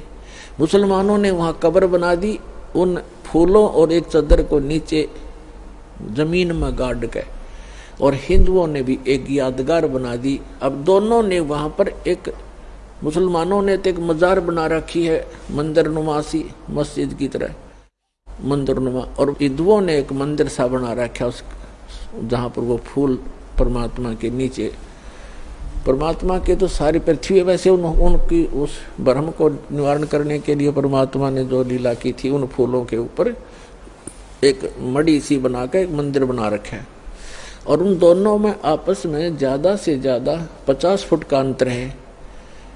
इस तरफ मुसलमानों ने बना रखे, इस तरफ हिंदुओं ने। ये दास देख कर आया था, वहाँ से उनका वो बना कर लाए थे चित्र। ये आपको दिखाते हैं वो चित्र, आप देखकर गदगद हो जाओगे। ये देखना, ये चित्र देखना उस परम पिता की यादगार का, ये देखिएगा। हाय हाय, ये तो हिंदुओं का बनाया हुआ है, हिंदुओं का, और हिंदुओं के द्वारा बनाया गया है इसके नीचे, और ये है मुसलमानों द्वारा बनाए गए। ये जो इधर से गेट है, झुककर इसके अंदर जाना पड़ता है, और इनके यहाँ से ये रास्ता है, आपस में एक दूसरे में देखने के लिए भगत जाते हैं। और ये दो यादगार बनी हुई हैं, ये आज भी प्रमाण है। ये देखिएगा पूरा। और वहाँ ये दास वहाँ गया था, तो वहाँ के हिंदू और मुसलमानों ने बताया कि हम आज तक कभी भी उसके बाद धर्म के नाम पर लड़े नहीं है। चाहे कहीं पर भी हिंदू मुसलमानों का चाहे कितना झगड़ा हो गया, हम आपस में कभी हमारा रसूख नहीं बिगड़ा। उसके बाद हम इतने नम्र हो गए, हम इतना गलानी बन गई हमारे दिल में, हम आज तक आपस में हिंदू और मुसलमान लड़े नहीं धर्म के नाम पर। एक वैसे तो कवा सुनी घर में भाई भाई की हो जाती है, वो अलग होती है, पर इस विषय में हम नहीं लड़े। तो इसके विषय में धर्मदास जी ने कहा था, आज मोहे दर्शन दियो जी कबीर, आज मोहे दर्शन दियो जी कबीर, आज मोहे दर्शन दियो जी कबीर। सतलोक से चल कर आए, सतलोक से चल कर आए, काटन यम की जंजीर, आज मोहे दर्शन दियो जी कबीर, आज मोहे दर्शन दियो जी कबीर। थारे दर्शन से मारे पाप कटत हैं, थारे दर्शन से मारे पाप कटत हैं, निर्मल होवे जी शरीर, ओज मोहे दर्शन दियो जी कबीर, आज मोहे दर्शन दियो जी कबीर। अमृत भोजन मारे सतगुरु जी में, अमृत भोजन मारे सतगुरु जी में, ये शब्द दूध की खीर, ओज मोहे दर्शन दियो जी कबीर, आज मोहे। हिंदू के तुम्हें देव कहाए, हिंदू के तुम्हें देव कहाए, मुसलमान के पीर, आज मोहे दर्शन दियो जी कबीर, आज मोहे दर्शन दियो जी कबीर। दोनों दीन का झगड़ा छिड़ गया, दोनों दीन का झगड़ा छिड़ गया, टोहा ना पाया शरीर आज वहे, दर्शन दियो जी कबीर, धर्मदास की अर्ज गुसाई, धर्मदास की अर्ज गुसाई, बेड़ा लंगाइयो पर तीर अज वहे, दर्शन दियो जी कबीर आज वहे, दियो जी कबीर।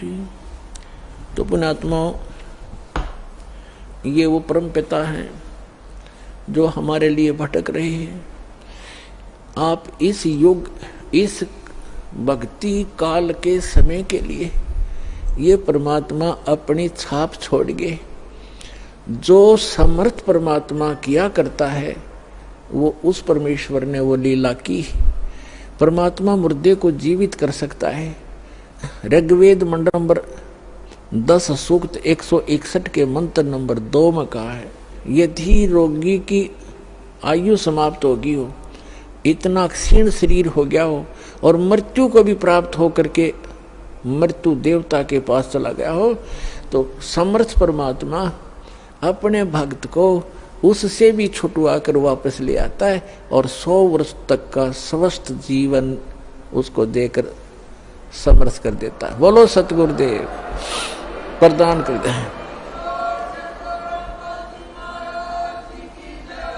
100 वर्ष की आयु उसको प्रदान कर देता है और वो पूर्ण परमात्मा है। तो पुण्यात्माओं, ये समर्थ परमात्मा कबीर जी हैं। और दास फिर कहता है कि धन है आपके माता पिता जिनसे जन्म हुआ, आपकी कीमत का आपको पता नहीं, आपकी किस्मत का आपको पता नहीं, दास को पता है, क्योंकि लाल की कीमत, लाल की परख जौहरी किया करता है। जो जितना भी देरी से यहाँ आएगा, जो इंसान, जो प्राणी, उसको केवल पश्चाताप ही हाथ लगेगा। तो इससे दास की प्रार्थना है, जितना हो सके अपने भाई बहनों को, रिश्तेदारों को, जहाँ तक भी आपकी पहुँच है, सबको प्यार से समझाओ, सतलोक आश्रम बरवाला में लाओ, सबका कल्याण हो जाएगा। परमात्मा के गुण गाओ और 26, 27, 28 अप्रैल को फिर आओ। बोलो सतगुरुदेव की जय हो।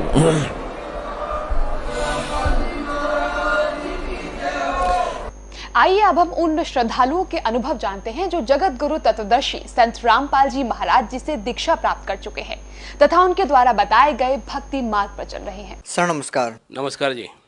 सर क्या नाम है आप? मेरा नाम अनूप रावत है। अनूप जी कहाँ से आए हैं आप? मैं सल्ट अल्मोड़ा उत्तराखंड से आया हूँ जी। सर संत रामपाल जी महाराज से कब जुड़े आप? संत रामपाल जी महाराज जी से दास ने 2004 में दीक्षा ली थी। सर संत रामपाल जी महाराज से नाम दीक्षा लेने से पहले आप क्या भक्ति साधना करते थे? मैं जी कोई भक्ति उक्ति नहीं करता था। जो मेरे मम्मी पापा करते थे मैं बोलता था सब ये ढोंग है, और मैं तो शुरू से ही बचपन से ढूंढता था कि कुछ और है मामला, लेकिन मुझे पता नहीं था क्या है। सर संत रामपाल जी महाराज की शरण में कैसे आए? मैं दिल्ली में नौकरी करता था, तो विन केबल पे परमात्मा मतलब संत रामपाल जी महाराज जी का सत्संग आता था 2-2.5 घंटे, 5 बजे से 7 बजे 7:30 बजे तक आता था। मैंने वो सत्संग देखा। उससे पहले भी मैं कई और गुरुओं के सत्संग देखता रहता था, लेकिन वो उनको देखा मैंने कि वो नाटक जैसे कर रहे हैं, कोई अपनी वाणी का दिखा रहा है, कोई ड्रामा कर रहा है, कोई कुछ कर रहा है। लेकिन संत रामपाल जी महाराज जी का जो सत्संग आता था उसमें संत रामपाल जी महाराज वेदों को, गीता को और पुराणों को दिखा देते कि ऐसा ऐसा है और इसमें इस भक्ति, उस परमात्मा की भक्ति करनी चाहिए थी। तो उसके बाद मैंने वो देखा, 2 साल तक लगा था, 2002 से 2004 तक मैंने वो सत्संग देखा। पूरा मैंने एनालिसिस करा और एनालिसिस करने के बाद वेदों में, गीता में, सभी शास्त्रों में प्रमाणित, इवन और भी जो उन्हें दिखाए, बाइबल दिखाया, उसके बाद गुरु ग्रंथ साहिब दिखाया, उनमें भी प्रमाण आया कि परमात्मा एक ही है और वो कबीर है। तो फिर मैंने डिसाइडेड करा कि ठीक है, मुझे उनको गुरु बनाना चाहिए, और मैं उनके पास रोहतक रोहता में गुरु बनाने के लिए चले गया। सर आज के दिन जो लोग भक्ति करते हैं वो किसी न किसी लाभ प्राप्त करने के लिए भक्ति करते हैं, जैसे आध्यात्मिक, भौतिक या मानसिक लाभ प्राप्त करने के लिए वो भक्ति करते हैं। तो सर आपने संत रामपाल जी महाराज से नाम दीक्षा क्यों ली? मैंने मोक्ष के लिए नाम लिया और परमात्मा की दया से मैं थोड़ा बहुत रोजी रोटी तो कमा ही रहा था, दिल्ली में अपने परिवार का भरण पोषण करा था। लेकिन मैं मोक्ष के लिए मुझे वो लिया था क्योंकि थोड़ा मेरी संस्कृत सही थी। तो जितने भी हमारे आचार्य थे या शास्त्री थे जिनने हमें पढ़ाया था, उन्होंने बोला था कि मोक्ष सबसे बड़ी बात होती है। मनुष्य योनि का एक ही मकसद है, मोक्ष प्राप्त करना। सर, संत रामपाल जी महाराज की शरण में जो भी जाता है उनको आध्यात्मिक, भौतिक और मानसिक लाभ कोई ना कोई लाभ तो जरूर होता है। सर, आपको क्या लाभ मिले संत रामपाल जी महाराज की शरण में जाने के बाद? परमात्मा सर्व हमारे गुरुजी संत रामपाल जी महाराज जी से मुझे बहुत से लाभ हुए। सबसे पहले 2004 में जब मैंने मालिक से नामोपदेश लिया तो मेरी गवर्नमेंट जॉब लग गई। मैं स्वास्थ्य विभाग में उत्तराखंड में फार्मासिस्ट की पोस्ट पे आ गया, जबकि 13 साल से मैं ऐसे ही लटक रहा था। उसके बाद यहाँ पे नौकरी लगने के बाद परमात्मा की दया से परमात्मा ने मेरे को हल्द्वानी जैसी जगह में एक प्लॉट भी खरीदवाया। प्लॉट खरीदवाने के बाद मैंने उसमें आज 200 गज में अपना बहुत अच्छा परमात्मा ने मेरे को एक कोठी दे रखी है। ये मेरे को लाभ है। उसके बाद शारीरिक लाभ, मेरे को बहुत खांसी होती थी हर हमेशा, जब भी मौसम चेंज होता था मेरे नाक से नाक बहती रहती थी। और उसके बाद परमात्मा ने धीरे धीरे वो करके मैं जैसे साधना करता रहा तो वो भी मेरा ठीक हो गया। और उसके अलावा मैं बहुत से दारू पीता था, इतना दारू पीता था कि मेरे को किसी भी चीज़ का कोई कॉकटेल ही नहीं होता था। 2-3 टाइप अलग अलग टाइप के ब्रांड मिलाने के बाद भी कॉकटेल नहीं होता था, तो वो भी इतने पीता था, वो भी छूट गया मेरा। उसके बाद में बीड़ी सिगरेट पीने का तो चेन स्मोकर था। एक डॉक्टर ने मेरे को बोला था कि तुम्हें अपने दांत से या बीड़ी सिगरेट से, तो इसलिए मेरे को वो भी फायदा रहा। उसके अलावा और भी कई आध्यात्मिक लाभ हुए, सांसारिक लाभ हुए और मानसिक लाभ हुए। मेरा मन आज के डेट में परमात्मा को संपूर्ण पाने के बाद बिल्कुल एकदम स्थिर हो गया है। सर, जैसा कि देखा जाता है कि संत रामपाल जी महाराज से जो भी श्रद्धालु नाम दीक्षा लेता है उनको नशा मुक्त करने में संत रामपाल जी महाराज का विशेष योगदान होता है। सर, जैसा कि आज के दिन सरकारें बड़ी बड़ी योजनाएं लागू करती है नशा मुक्त भारत बनाने के लिए, सर संत रामपाल जी महाराज ऐसी क्या दवाई देते हैं कि जो भी श्रद्धालु उनसे नाम दीक्षित होता है वो नशा छोड़ देता है?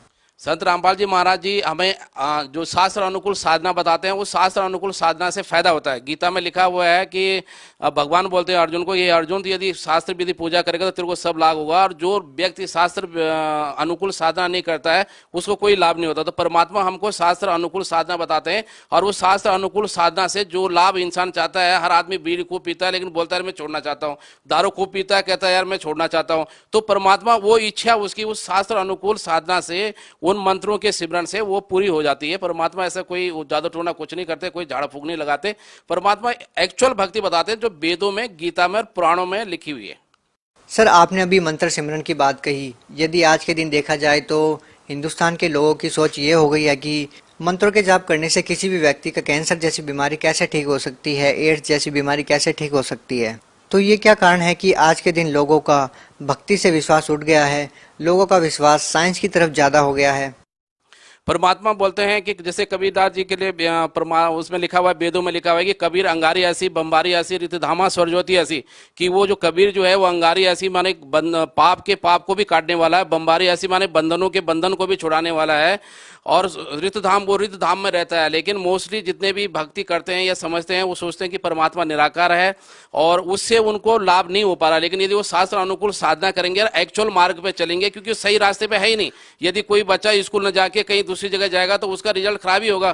तो इसलिए जो सही भक्ति करेगा और अपनी उन साधनाओं का, मंत्रों का जो सिमरन लिखा हुआ है वेद और गीता उनमें शास्त्रों में, तो तभी उसको फायदा होगा। अदरवाइज उसके अलावा फायदा नहीं होना है, क्योंकि साफ लिखा हुआ गीता में कि शास्त्र अनुकूल जो भक्ति नहीं करता उसको कोई लाभ नहीं होता, उसकी कोई मुक्ति नहीं है और उसको कोई फायदा होना नहीं।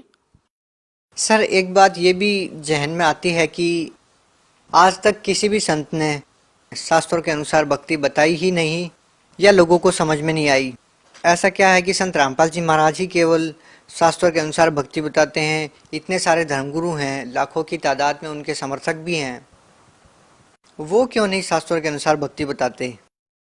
जो और धर्मगुरु हैं इनको कुछ पता ही नहीं था। इनका जो भी पुराना लगा हुआ था, जैसे कि हम गांव में कोई भक्ति करते हैं जी, ठीक है मेरे दादा ने ऐसे बताया था, मेरे उनने ऐसा बताया था, हम तो इतने टाइम से कर रहे हैं, क्योंकि उनको खुद पता नहीं था तो वो अपने अनुयायी को क्या बताते हैं। वो तो महिमा के भूखे होने के कारण आज भी अपने अनुयायी को बरकरार रहे हैं कि तुम किसी और गुरु के शरण में मत जाना, दूसरा गुरु नहीं बदलना चाहिए।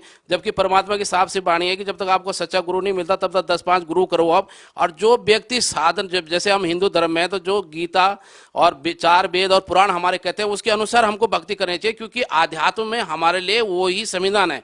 जैसे हिंदुस्तान में रहने के लिए हमारे लिए संविधान है, वैसे ही हमारे आध्यात्म संविधान गीता और 4 वेद पुराण है। इसी तरह जो मुसलमान भाई है उनके लिए कुरान शरीफ, वो एक्चुअल में देखे कि कुरान शरीफ में किस चीज की साधना करनी है और वो भगवान कौन है। इसी तरह से बाइबल में साफ लिखा हुआ है कि परमात्मा सशरीर है और उसने 6 दिन में सृष्टि रची है और 7 दिन में तख्त पर जा बैठा, लेकिन उनको नहीं पता एक्चुअल में जो हमारे वेद हैं या जो गीता है, जो पुराण है, जो बाइबल है, पवित्र बाइबल है, पवित्र गुरु ग्रंथ साहिब है और पवित्र कुरान शरीफ है, उसमें जो गूढ़ रहस्य हैं उनको, जो ये धर्म के वो व्यक्ति हैं या जो धर्म के साधक हैं उनको पता नहीं है कि इसके अंदर एक्चुअल गूढ़ रहस्य कौन है और किस भगवान की पूजा का उसमें संकेत दिया गया है। सर, क्या इस प्रकार का भी आपके जो सत्संग समागम है, इस प्रकार की कोई व्यवस्था है कि कितने दिन में श्रद्धालु नाम दीक्षा लेने के बाद लाभ मिलना शुरू हो जाता है? जैसे कि कैंसर जैसी भयानक बीमारी कितने दिन में ठीक हो जाएगी, या फिर और भी जो बीमारी है वो कितने दिन में ठीक हो जाएगी? क्या इसकी कोई समय सीमा है? इसकी समय सीमा कुछ नहीं है। जैसे उसने नाम ले लिया परमात्मा से तो उसी टाइम से उसका स्टार्ट हो जाता है, लेकिन उसके अंदर दृढ़ विश्वास होना चाहिए। दृढ़ विश्वास को तब होगा कि जबकि परमात्मा, हमारी ज्ञान गंगा किताब है, साधना चैनल पर परमात्मा का सत्संग आता है, वो अपना देखे और देखने के बाद पूरी वो करे, छानबीन करे। अभी 84 लाख योनि का सौदा है, ये कोई लाख 2 लाख या 10 लाख 15 करोड़ का सौदा नहीं है। 84 लाख योनि का सौदा है, बहुत मुश्किल से मनुष्य जीवन मिलता है। वो देखे पूरा वेद में, पुराण में, कुरान में, जो हमारे ज्ञान गंगा किताब है उसको ले और पूरा एनालिसिस करके, जैसे इस दास ने 2 साल परमात्मा का पूरा सत्संग देखा, किताबें पढ़ी, अपनी गीता बाइबल से, पुराण से, कुरान इनसे मिलाया और मिलाने के बाद भक्ति में आया, तो उसको जब दृढ़ विश्वास हो जाएगा, जब वो साधना करेगा तो उसके अंदर शंका नहीं रहनी चाहिए। यदि उसके अंदर शंका नहीं है और तब वो संत रामपाल जी महाराज जी के बताए हुए शास्त्र अनुकूल साधना कराए तो उसको लाभ मिलना निश्चित है। सर, आप लोग क्यों प्रचार कर रहे हैं? आपका क्या स्वार्थ है? आप लोगों को क्यों समझा रहे हैं? ऐसा है कि ये हम काल के जाल में फंसे हुए हैं। गीता में परमात्मा ने सृष्टि रचना के बारे में बताया, हम काल के जाल में फंसे हैं। ये कभी हमें गधा, कभी कुत्ता, कभी घोड़ा, कभी सुअर बनाता है और कभी मनुष्य योनि देता है, वो परमात्मा की दया से। तो इसी तरह से हम अपने भाई उनको सब बताना चाहते हैं, क्योंकि हम सभी आत्माएं हैं और हम ये चाहते हैं कि सभी आत्माओं को यहाँ से कल्याण हो। जैसे हमको साधना, सही साधना मिल गई है, तो इसी तरह से हम उनको बताना चाहते हैं कि वो भी काल के जाल से, कल गधे, कुत्ते, सुअर और इससे बनने से बचें और मोक्ष को प्राप्त करें। जैसे गीता के अध्याय नंबर 18 के श्लोक नंबर 66 में लिखा है कि सर्वधर्माम परित्याज माम एकम शरणम व्रज अहम त्वा सर्व पापे भ्याम मोक्षामि मा शुच। तो उस मोक्ष को प्राप्त करने के लिए कि वहां चल जाएंगे, फिर जन्म मृत्यु नहीं होगा और फिर हम गधे गुत्ते घोड़े यहाँ संसार में नहीं बनेंगे। सर, लोगों के लिए आज के दिन एक विकट समस्या ये है कि हर रोज टीवी चैनल पे एक नया बाबा एक्सपोज होता है। इन सभी क्रियाओं से निकलकर एक संत के ऊपर लोगों का विश्वास करना कितना आसान है, क्योंकि कहीं ना कहीं संत रामपाल जी महाराज पर भी आरोप लगे हैं। तो लोगों को संत रामपाल जी महाराज के बारे में समझना, जानना बहुत ज़्यादा मुश्किल है। क्या कहना चाहेंगे?